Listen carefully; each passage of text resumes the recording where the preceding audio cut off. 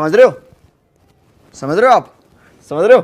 तो हमारे साथ एक बच्चा जुड़ चुका है, तो चलिए इनसे पूछते हैं। अब बाबू तुम स्कूल जाते हो? जाते हैं। और कौन सा स्कूल जाते हो? सरकारी स्कूल। और उसमें पढ़ाई वढ़ाई होता है? लौड़ा पढ़ाई होता है। खाली खिचड़ी खाने के बहाने जाते हैं।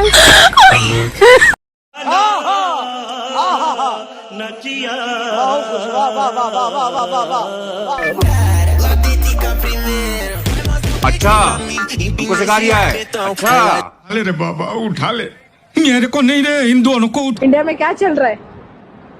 इंडिया में तो